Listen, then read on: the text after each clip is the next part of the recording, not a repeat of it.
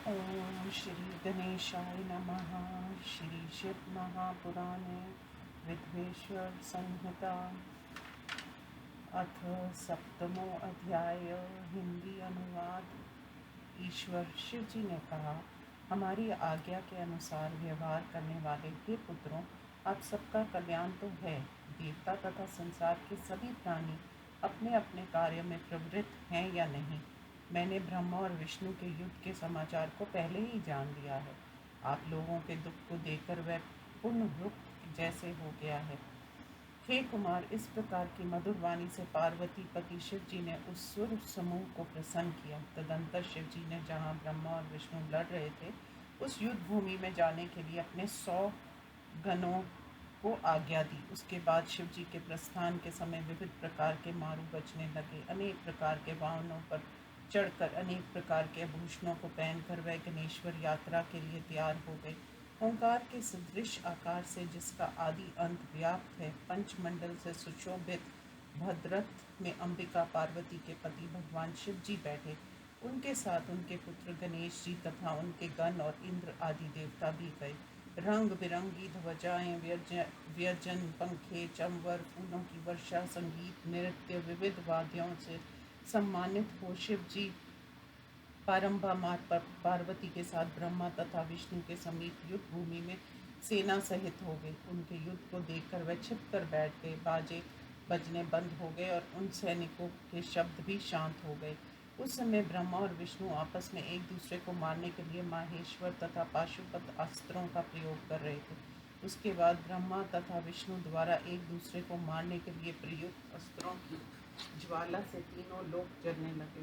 शिव जी भी उस अनर्थकारी महान अकाल प्रलय को देखकर स्वयं उन दोनों योद्धाओं के बीच में महाभयंकर अग्निस्तंभ के समान निर्गुण ब्रह्मा के रूप में प्रकट हो गए। संसार का विनाश करने में समर्थ वह अस्त्र उस महाअग्नि रूप शिव तत्व के प्रकट होते ही क्षण भर में उसी में गिरकर भस्म हो गए। इस प्रकार अस्त्रों के शांत होने की अद्भुत एवं कल्याणकारक घटना को देखकर ये आश्चर्यजनक आकार वाला क्या है, ऐसा वे आपस में कहने लगे। ये इंद्रिय से अगोचर अग्नि रूप स्तंभ जैसा क्या उठ खड़ा हुआ है, इसके ऊपर तथा नीचे क्या है, हम दोनों को देखना चाहिए। इस प्रकार कहकर अपने को वीर समझने वाले वे दोनों वीर उसका पता लगाने के लिए शीघ्र तत्परता के साथ गए। हम दोनों के मिलकर जाने से ये एक प्रधान कार्य नहीं हो पाएगा, ऐसा कहकर विष्णु सूकर का शरीर धारण कर उसके मूल भाग को देखने के लिए नीचे की ओर गए और ब्रह्मा जी हंस का रूप धारण कर उस अग्निस्तंभ की ऊपरी सीमा को देखने के लिए गए। भगवान विष्णु पाताल लोक का भेदन कर बहुत दूर तक चले गए। जब सूकर रूपधारी विष्णु ने उस अग्निस्तंभ का पार नहीं पाया तो वे थक कर उस रणभूमि के समीप चले आए। हे तात, वेद व्यास जी, तुम्हारे पिता ब्रह्मा जी ने आकाश मार्ग से जाते हुए गिरे हुए अद्भुत एक केवड़े के फूल को कुछ विचलित हुआ देखा। वह केतकी पुष्प बहुत वर्षों से अपने वृतन डंठल या डंडी से अलग हो चुका था, फिर भी उसमें अत्यंत सुगंध थी और वह मुरझाया नहीं था।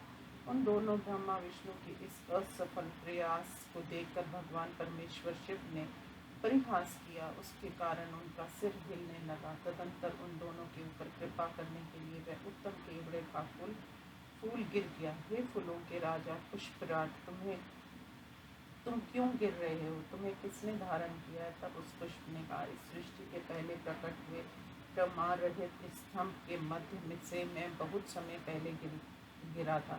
मैं आज तक इस आदि अंत को नहीं देख पाया। तुम भी इस आशा को छोड़ दो।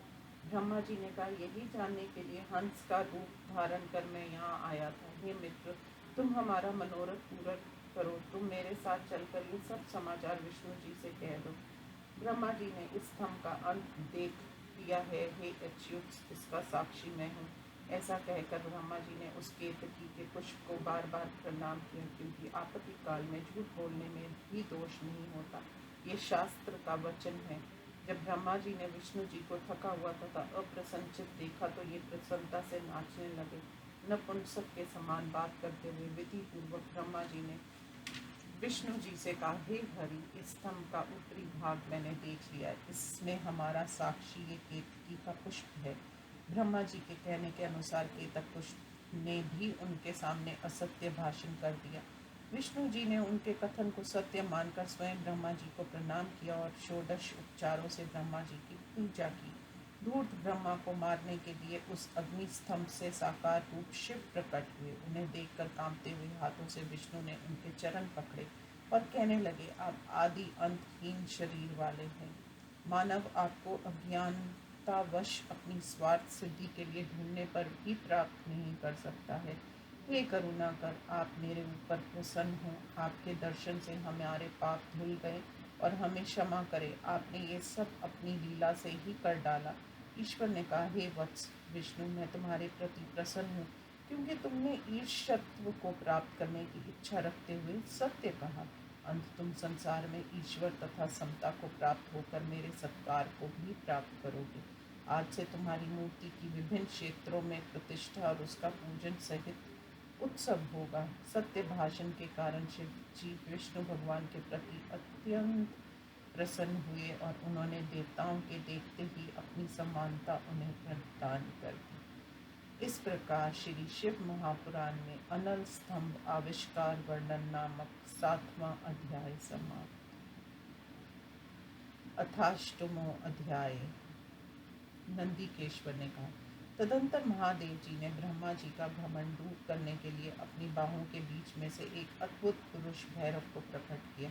उसने उत्पन्न होते ही संसार के स्वामी भगवान शिव को युद्ध भूमि में प्रणाम करके पूछा, हे प्रभु, मुझे क्या करना है? शीघ्र ही मुझे आज्ञा दीजिए। शिव जी ने कहा, हे वत्स भैरव, ये जो संसार का आदि देव ब्रह्मा है, इसकी तेज धार वाले तलवार से शीघ्र पूजा वध करो। इतना सुनते ही भैरव ने ब्रह्मा जी के केशों को एक हाथ से पकड़कर दूसरे हाथ में पकड़ी हुई तलवार से उनके इस असत्य भाषी 5वें मुख को काट कर उन्हें भी मारने के लिए तैयार हुआ। तब तुम्हारे पिता ब्रह्मा जी आभूषण, वस्त्र, माला तथा दुपट्टा को उतार कर सफेद बालों से युक्त हवा के चलने के से केले के पत्ते की भांति अथवा लता की भांति कामते हुए भैरव जी के चरण कमलों पर गिर पड़े। ब्रह्मा जी की इस दशा को देखकर विष्णु भगवान ने हमारे स्वामी के चरण कमलों में आंसू गिराते हुए हाथ छूकर उस प्रकार मधुर वाणी से कहा जैसे बालक अपने पिता से कहते हैं। विष्णु जी ने कहा, हे शिव जी, आपने कृपा कर ब्रह्मा जी को पहले 5 सिर दिए थे, अब इनका एक सिर नष्ट हो गया है।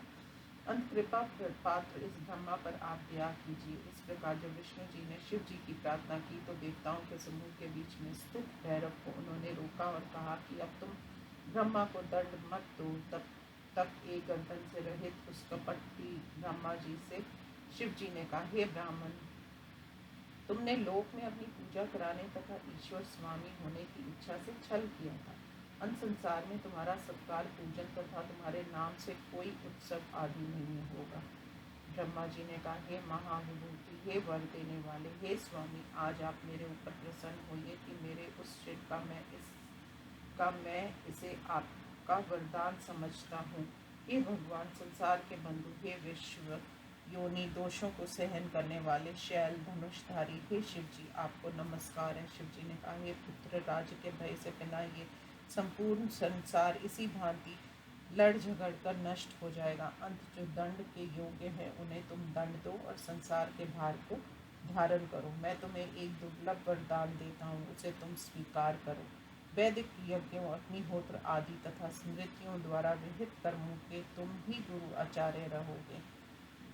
तुम्हारे बिना संगोपाक दक्षिण सहित भी ये यज्ञ निष्फल हो जाएगा। तदंतर भगवान शिव जी ने झूठी गवाही देने वाले केवड़े के फूल से कहा, अरे दुष्ट केवड़ा के फूल, तू यहाँ से दूर चला जा। आज से लेकर पूजा के अवसर पर मेरा भी प्रेम तुझ पर नहीं रहेगा। भगवान शिव के इस प्रकार कहते ही शिव जी के समीप में रहने वाले देव जातियां उस केतक पुष्प को वहां से दूर हटाने लगी। केतक पुष्प ने कहा, हे स्वामिन, आपकी इस आज्ञा से मेरा जन्म व्यर्थ हो गया है। अब पुनः आप मेरे अपराध को क्षमा करके मेरे जीवन को सफल कर दें। आपका स्मरण करने मात्र से जानकर किए गए अथवा अनजाने में किए गए सभी प्रकार के पाप नष्ट हो जाते हैं। ऐसा आपका दर्शन कर लेने के बाद ही मेरे ऊपर मिथ्या भाषण का दोष कैसे रह सकता है। जब केतक ने सभा के बीच में इस प्रकार शिव जी की प्रार्थना की तब उन्होंने कहा, तुम मेरे धारण करने योग्य नहीं रहे। क्योंकि मेरी वाणी असत्य नहीं हो सकती, किंतु विष्णु आदि मुझसे संबंधित अन्य सभी देवता तुम्हें धारण करेंगे। इस प्रकार तुम्हारा जीवन सफल होगा। मेरे ऊपर की जाने वाली मंडप की रचना में भी तुम्हारा उपयोग होगा।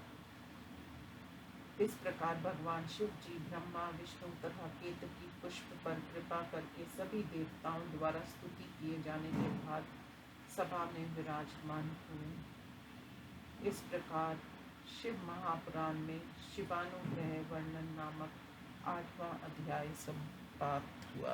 ओम नमो शिवाय।